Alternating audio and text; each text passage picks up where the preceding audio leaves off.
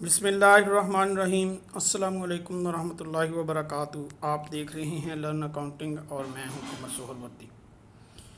हमने cast accounting के पास paper कुछ हल किए थे, उनके इम्पॉर्टेंट क्वेश्चंस कुछ हल कर लिए थे। तो मुझे कुछ स्टूडेंट्स का फीडबैक आ रहा था कि जी आप फाइनेंशियल अकाउंटिंग पे भी थोड़ा सा कर दें। तो सरेदस्त हम सिर्फ इसके पास पेपर हल कर रहे हैं, इसकी थ्योरी के क्वेश्चंस और फिर आगे किताब जो है वो हम बाकायदा शुरू करेंगे इंशाल्लाह इस पास पेपर की एपिसोड के बाद। ये 2014 का सवाल है जी, पहले टाइम का होगा। इसमें ये हमें कुछ लेजर बैलेंस दिए हुए हैं।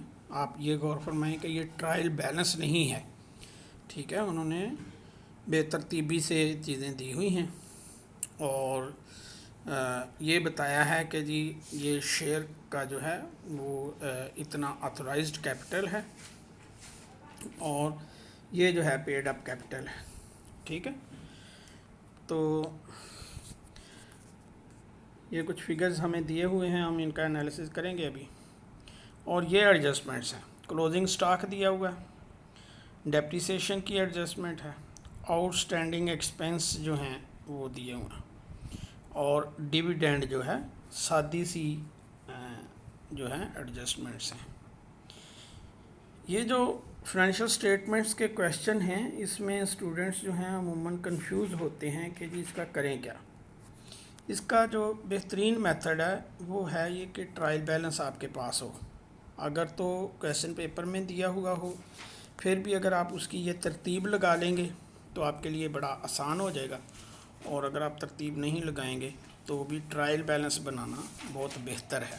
आप देखें कि ये जो हमें उन्होंने फिगर्स दिए हुए थे उनको हमने ये पॉकेट्स में डिवाइड कर दिया। ये फिक्स्ड एसेट्स हैं, ये करंट एसेट्स हैं, ये एक्सपेंसेस हैं, ये डेबिट साइड की चीज़ें हैं। और ट्रायल बैलेंस में ऐसे ही लिख देती।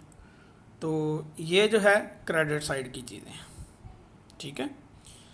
तो साइडें दोनों बैलेंस हो गई। इसमें सिर्फ मैंने ये किया है कि परचेज़ के साथ परचेज़ पे जो डिस्काउंट रिसीव्ड है उसको यहाँ लिख दिया है और सेल्स के साथ डिस्काउंट अलाउड जो है वो लिख दिया, ठीक है।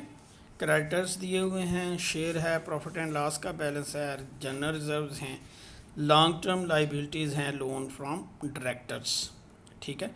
ये लोन फ्रॉम डायरेक्टर्स के अलावा ये ऊपर वाली तीनों चीज़ें ये इक्विटी होता है, ये समझें कि लॉन्ग टर्म लाइबिलिटी की मद में यहाँ आ जाएगा, ठीक है। बाकी हमारी बैलेंस शीट के एलिमेंट्स जो हैं वो पूरे हो रहे हैं। अब अगर हम देखें कि हमने नेक्स्ट क्या करना है, ये एक अगर इस तरह आप ट्रायल बैलेंस के नीचे ही ये बना लें तो ये ज़्यादा बेहतर, क्योंकि हमसे अमूमन जर्नल एंट्रीज़ मांगी नहीं जाती, सिर्फ एडजस्टमेंट्स मांगी जाती हैं। तो मैंने ये इस फॉर्मेट में इसलिए बनाया कि आपका इसके एडजस्टमेंट्स के बाद भी अगर आपका बैलेंस जो है वो बैलेंस ही रहता है तो इसका मतलब है कि आपका प्रॉफिट एंड लॉस और बैलेंस शीट अल्टीमेटली बैलेंस भी हो जाएगी और सिर्फ कोई एक आध एडजस्टमेंट में आप गलती करेंगे टेक्निकली, लेकिन ओवरऑल सवाल आपका जो है वो ठीक ही गिना जाएगा। या उसमें से 2 नंबर या 3 नंबर 4 नंबर इस तरह काट सकते हैं। बाकी प्रेजेंटेशन वगैरह के नंबर कट जाते हैं बाज़ दफ़ा। तो ये चीज़ें, तो इसमें आप देखें कि जो स्टॉक है, ओपनिंग स्टॉक हमें जो है वो उन्होंने दिया हुआ है ट्रायल बैलेंस में। ये जो है ये ओपनिंग स्टॉक है, ठीक है। परचेजेज हैं और फिर ये क्लोजिंग स्टॉक है। वैसे तो इसकी एंट्री भी बनती है, ठीक है। जो ओपनिंग स्टॉक है वो जो है वो भी कास्ट ऑफ गुड में यानी आ जाता है, ये भी कास्ट ऑफ गुड सोल्ड में एडजस्ट हो जाता है। तो ये हम वहीं स्टॉक को ट्रीट कर लेंगे। बाकी जो हैं वो डेबिट क्रेडिट एंट्रीज़ जो हैं उनका इफ़ेक्ट जो है वो मैंने यहाँ शो कर दिया। For example plant and machinery और फर्नीचर पर डेप्रिसिएशन है, तो ये डेप्रिसिएशन एक्सपेंस है, ठीक है। ये डेबिट क्रेडिट उल्टी साइड पे ये अमूमन इस तरह से लिखा गया। तो ये जो है ये एक्यूमुलेटेड डेप्रिसिएशन होती है या प्रोविजन फॉर दी डेप्रिसिएशन होती है, ठीक है, ये क्रेडिट हो जाती है। इसका मतलब क्या होता है कि जो हमारे एसेट्स जो हैं वो जैसे जैसे पुराने होते जाएंगे, तो जब इसके ये डेप्रिशिएट होते होते ज़ीरो वैल्यू पे चले जाते हैं तो हम पुराना एसेट भेज देते हैं या उसको जब बेच देते हैं, तो ये डेप्रिसिएशन के जो एक्यूमुलेटेड डेप्रिसिएशन या रिजर्व्स फॉर दी एसेट्स, आप इसको इस तरह से बोल सकते हैं। तो इन फंड्स को हम फिर वहाँ यूज़ कर लेते हैं। ये कोई प्रैक्टिकली कैश में नहीं पड़ा हुआ, लेकिन ये ऐसे ही है जैसे हमने ये क्रेडिटर्स के पैसे देने हैं, जैसे ये सैलरी के पैसे देने हैं, जैसे ये हमारी लाइबिलिटीज़ हैं, ऐसे ये भी एक तरह से हम अपनी इंटरनल लाइबिलिटी जो है वो क्रिएट कर लेते हैं। बाहर की लाइबिलिटी नहीं है, आउट ऑफ ऑर्गेनाइजेशन लाइबिलिटी नहीं है, लेकिन ये हम इनसाइड जो लाइबिलिटी क्रिएट कर लेते हैं उसको हम कहते हैं कि ये हमने प्रोविज़न किया, प्रोवाइड करके रख दिया है यहाँ, ठीक है। ये हमने एक फ़ंड रख दिया है, ये ज़रूरत के वक्त इस काम के लिए हमने रखा है, ये फ़ंड कहीं और यूज़ नहीं करेंगे, ठीक है। तो ये एक आपकी एंट्री हो गई, ये जो 3 नंबर हमारी जो दूसरे नंबर पर थी डेप्रिसिएशन की एंट्री, वो बन गई। फिर है जो एक्सपेंसेस का कि आउटस्टैंडिंग एक्सपेंस, ठीक है। तो एक्सपेंस जो हैं वो हमारे डेबिट हो जाएंगे और आउटस्टैंडिंग जो लाइबिलिटी है वो क्रिएट हो जाएगी। वेजेस के एक्सपेंस इतने से बढ़ जाएंगे और इतने की लाइबिलिटी पेएबल आ जाएगी, इतने की सैलरियाँ बढ़ जाएंगी, इतनी लाइबिलिटी क्रिएट हो जाएगी, इतने का रेंट एक्सपेंस बढ़ जाएगा और इतनी लाइबिलिटी क्रिएट हो जाएगी। और डिविडेंड जो है ये भी हमने ये कह लें कि अप्रोप्रिएशन ऑफ द प्रॉफिट होता है, ये एक्सपेंस नहीं होता, ये हम जो प्रॉफिट है उसको बांटते हैं कि इतना डिविडेंड की सूरत में रखना है, इतना जर्नल रिजर्व में जाना है, इतना जो है वो हम अनअप्रोप्रिएटेड प्रॉफिट है उसको फिर बाद में आपस में मशवरा करके हम कोई रेजोल्यूशन पास करेंगे और उसके हिसाब से लिख लेंगे, ठीक है। तो ये हमारी एंट्री एडजस्टमेंट्स हो गई। जब ये भी हमारा काम हो गया और यहाँ तक हमने कोई गलती नहीं की इस एरिया में, तो वो तो ऊपर ट्रायल बैलेंस था। तो अब समझें कि ये एक आसान सा सिर्फ फिगर्स पुट करने वाली बात है। फिगर्स भी कैसे पुट करनी है, पहले हमने प्रॉफिट एंड लॉस अकाउंट बनाना है। हमने कहा था कि 1 2 3 का ख्याल रखना है, तो हमने 1 2 3 लिखा, यानी प्रॉफिट क्या है, ऑर्गेनाइजेशन नेम, क्या स्टेटमेंट है, किस पीरियड या किस डेट के लिए, ठीक है। सेल है, हमें बताया कि जी ये सेल है, डिस्काउंट अलाउड, और ये नेट सेल आ गई। ओपनिंग स्टॉक था, purchases, discount received, net purchases आ गई। इसमें ओपनिंग स्टॉक आ गया अवेलेबल फॉर यूज़ और क्लोजिंग स्टॉक लेस हो जाएगा, तो ये मटेरियल या जो भी कास्ट ऑफ मटेरियल यूज्ड या उनके चूँकि वेजेस वगैरह हैं तो हमने कास्ट ऑफ मटेरियल यूज्ड लिख दिया। अब बाकी इनडायरेक्ट एक्सपेंसेस में वेजेस हैं, ये हमें डायरेक्ट दी हुई थी, हम इसको इसमें डाल के भी लिख सकते हैं, ये सिर्फ आपकी वजाहत के लिए, या ऐसे भी हम प्रेजेंट करें तो ठीक है, ठीक है। नहीं तो इसका एक यहाँ जैसे ये किया है ना, ऐसे इन दोनों को यहाँ लिखते हैं और फिर इधर एक फ़िगर लिख दें, ये ज़्यादा खूबसूरत और बेहतर प्रेजेंटेशन है, वर्किंग भी नज़र आ जाएगी और यहाँ भी एक फ़िगर आएगी, यहाँ एक फ़िगर ही आना ज़्यादा बेहतर है। रेंट है, यहाँ मतलब दोनों रेंट लिख के तो ये इधर नेट आ जाएगा। अगर आप ये सम करके भी लिख देंगे तो इसमें कोई प्रॉब्लम नहीं है, ये सिर्फ आपके करना है। अब ये हम अपनी जो एडजस्टमेंट्स ऊपर की हैं आप देखेंगे, वहाँ से फिगर हमने उठा के यहाँ लिख दी। प्लांट एंड मशीनरी की डेप्रिसिएशन है, ये हमें परसेंटेज दी हुई थी, वहाँ से हमने यहाँ लिख दिया है। फर्नीचर को हमने समझा कि उसकी डेप्रिसिएशन जो है वो ऑफिस वगैरह, हेड ऑफिस, ये वो हमने ऑफिस या सेलिंग एडमिन में डाल दिया है। और ये प्लांट की जो है ये डेफिनेटली ग्रॉस प्रॉफिट के डिटरमिन करने में आएगी। तो ये हमारी बाकी की डायरेक्ट कास्ट्स हैं, ठीक है, जो प्रोडक्शन या मतलब होते हैं डायरेक्ट एक्सपेंस। तो ये हमारा ग्रॉस प्रॉफिट आ गया 1,60,000। अब आप कहेंगे कि क्या फ़र्क पड़ता है, नेट प्रॉफिट तो वही आना। वो ये होता है कि प्लांट और मशीनरी वगैरह या फैक्ट्री की परफॉर्मेंस जो है वो हेड ऑफिस वालों ने गेज करनी है, तो वो कैसे करेंगे, ओनर या शेयर होल्डर, वो ग्रॉस प्रॉफिट से शेयर करेंगे या देखेंगे। अब हम आगे जाते हैं। ग्रॉस प्रॉफिट से आगे हमें ये दिया हुआ, ठीक है, ये वो पीछे वाले पेज से हमने फिगर ले ली। इंश्योरेंस है, salaries, general expense, printing and stationery, advertisement, postage and telegraph, bad debts, ठीक है, ये सारा कुछ हमें दिया हुआ। फर्नीचर की डेप्रिसिएशन हमने एडजस्टमेंट्स में से ली थी, और ये सैलरी आउटस्टैंडिंग जो है, सैलरीज ये हैं, और ये सैलरीज आउटस्टैंडिंग जो है ये भी एडजस्टमेंट्स में से ली थी। तो ये सब का सम जो है ये बन गया, ठीक है। और नेट इनकम जो है out of this minus this, ये नेट इनकम आ गई। अब हमें ये भी उन्होंने 5% डिविडेंड का कहा हुआ था, ये 25,000 रुपये बनता है, ये हमने नेट प्रॉफिट में से डिविडेंड दे दिया। अच्छा जी, अब ये क्या है, 27,930 रुपये अनअप्रोप्रिएटेड प्रॉफिट है। तो हमें ओपनिंग प्रॉफिट बैलेंस जो है प्रॉफिट एंड लॉस का वो था मौजूद, तो हम उसमें ये भी ऐड कर देंगे।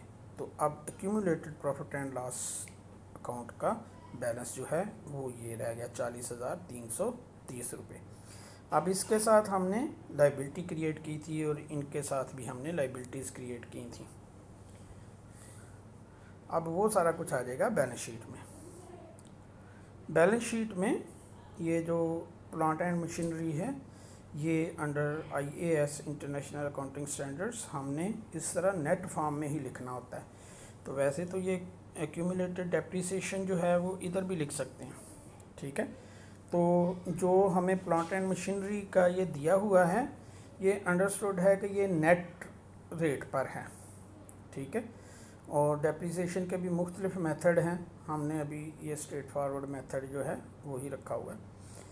तो ये हमें परसेंटेज दी हुई थी 10%, और ये महज 5% थी, ये भी 10%। तो ये हमने इनका डेप्रिसिएशन की जो एडजस्टमेंट है वहीं से फिगर लेके, तो ये नेट प्लांट एंड मशीनरी, ये एक्चुअली इधर की आइटम है, जब ये इधर आएगी तो माइनस हो जाएगी। ये भी इधर की है, डेप्रिसिएशन एक्चुअली एक प्रोविजन है, इंटरनल लाइबिलिटी आप प्रोविजन समझ लें आसानी से, कि हम खुद ही एक लाइबिलिटी के तौर पे चीज़ क्रिएट करके रख देते हैं कि ये इतने पैसे हमने बहरहाल देने हैं, ये हमारी अपनी ही लाइबिलिटी है, तो वो हमने क्रिएट कर रखी होती है। स्टॉक की वैल्यू हमें क्लोजिंग स्टॉक यहाँ आ जाएगा, ये हमें दिया हुआ था, ठीक है। अच्छा जी, प्री पेड इंश्योरेंस, ये भी हमें फिगर दी हुई थी, डेटर्स भी दिए हुए थे, ठीक है, कैश एट बैंक, ये सारी फिगर्स हमारे पास थी। ये हमारी साइड जो है ये, अब अगर आपको एक साइड भी श्योर होती है कि ये सारा कुछ जो है ये तो हमें पेट है कि ये पक्का है, तो फिर ये साइड में अगर कोई गलती होगी तो हम आसानी से उसको देख सकते हैं। लेकिन इधर भी हमारे पास पेड अप एक वैसे ऊपर भी अगर लाइन लिख दें तो प्रेजेंटेशन में खूबसूरती आ जाती है कि ऑथोराइज्ड कैपिटल, वो यहाँ फिगर नहीं लिखते हैं, सिर्फ इधर एक फ़िक्रा लिख देते हैं कि इतने share at the rate of this, इतना ऑथोराइज्ड कैपिटल है, ठीक है। अच्छा जी, ये बहरहाल पेड अप कैपिटल है, ठीक है। प्रॉफिट एंड लॉस अकाउंट का बैलेंस हमने प्रॉफिट एंड लॉस अकाउंट के वो सारी स्टेटमेंट से ले लिया। जनरल रिजर्व्स हमें दिए हुए थे ट्रायल बैलेंस में, लोन फ्रॉम डायरेक्टर्स भी ट्रायल बैलेंस में दिया हुआ था। ये ज़रा ये वाला इसका मतलब होता है ये एक पॉकेट है, तो ये यहाँ मैंने गलती की कि ये पॉकेट में नहीं लेना चाहिए था, इसको ज़्यादा लेना चाहिए था। तो ये 31,400 एक लॉन्ग टर्म लाइबिलिटी है, या शॉर्ट टर्म है, what ever the terms and condition, अमूमन ये लॉन्ग टर्म लाइबिलिटी है। क्रेडिटर्स शॉर्ट टर्म है, वेजेस, सैलरी और रेंट, ठीक है, ये तो मंथली बेसिस पे आउटस्टैंडिंग है, ये हमने एडजस्टमेंट्स में से लिया था। लाइबिलिटी यहाँ आ गई थी और इसके एक्सपेंस हमने प्रॉफिट एंड लॉस में ले गए थे। और डिविडेंड डिक्लेयर जो है वो हमने वहाँ जो है वो अप्रोप्रिएट कर दिया अपना प्रॉफिट एंड लॉस अकाउंट का, ये वाला जो है कम कर दिया। अगर ये डिविडेंड की एडजस्टमेंट ना हो तो ये 25,000 कहाँ जाएगा, यहाँ आ जाएगा, यहाँ ये 65,330 आ जाएगा, ठीक है। तो हम देख रहे हैं कि हमारी बैलेंस साइड शीट की साइड्स जो हैं वो भी बैलेंस हैं, और ये हमारे जो एडजस्टमेंट्स हैं वो भी सारी हो गई हैं। उम्मीद है कि आपको ये तरीक़ाकार जो है फ़ाइनेंशियल स्टेटमेंट्स बनाने का और सवाल हल करने का वो पसंद आया होगा।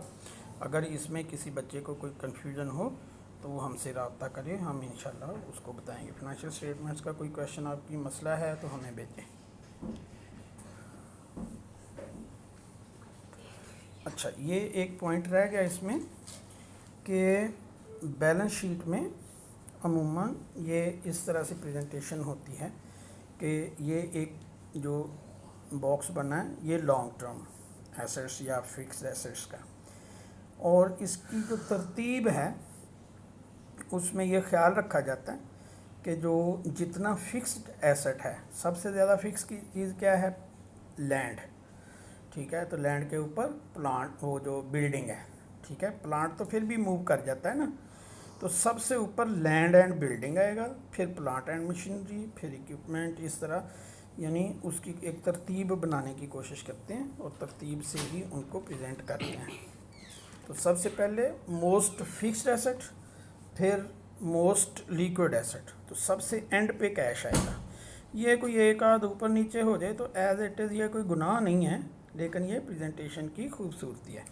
तो फिक्स्ड एसेट और करंट एसेट्स, ये कॉन्सेप्ट आपको इसलिए भी समझाना ज़रूरी था कि हम आगे जाके इनको रेशो में यूज़ करते हैं, तो हम वो रेशो को रेशो में ही डिस्कस करेंगे कि इसका मतलब क्या होता है, लेकिन ये ज़रा फाइनेंशियल स्टेटमेंट्स की शक्ल आपको ज़हन में रहनी चाहिए। ये जो ऊपर वाला हिस्सा है इसको हम कहते हैं कि ये इक्विटी पॉकेट है, यानी शेयर होल्डर्स का, ओनर्स का जो है वो एरिया है। ये उनका है प्रॉफिट एंड लॉस, चाहे वो अप्रोप्रिएटेड है नॉन अप्रोप्रिएटेड है, वो ये है। ठीक है, जनरल रिजर्व्स किस लिए होते हैं कि ये रिजर्व्स अगर बढ़ गए हैं तो हमारा ही पड़ा हुआ है, शेयर होल्डर का पड़ा हुआ है, इस पैसे से कोई और कंपनी ख़रीद लेंगे। ठीक है, उसमें भी जो इसके शेयर होल्डर हैं, ये वाले जो हैं, उनका इंटरेस्ट होगा, उधर से कोई प्रॉफिट आएगा तो इस कंपनी को आएगा, इस कंपनी को आएगा तो हमें मिलेगा एज अ शेयर होल्डर। और ये जो है ये लॉन्ग टर्म लाइबिलिटी में अमूमन आता है, या अगर ये इसको शॉर्ट टर्म भी अगर हम समझें तो यहाँ एक पॉकेट जो है फिर लॉन्ग टर्म लाइबिलिटी की आएगी, फिर नीचे करंट लाइबिलिटीज़ आएंगी। तो ये सारी जो हैं ये करंट लाइबिलिटीज़ हैं। ठीक है, जो शॉर्ट टर्म में हमने less than a year current liability, more than a year that is long term liability, और उसमें भी हम उसकी एज के हिसाब से उसको सेग्रीगेट कर लेते हैं। तो ये हमारी बैलेंस शीट का एक शेप है। मैंने चाहा कि ये भी आपके इल्म में आए, ज़रा इस एंगल से भी आप इसको जहन में रखें तो आपकी प्रेजेंटेशन खूबसूरत हो जाएगी। उम्मीद है कि आपको ये सवाल पसंद आया होगा। हम अगले सवाल लेकर फिर हाज़िर होंगे।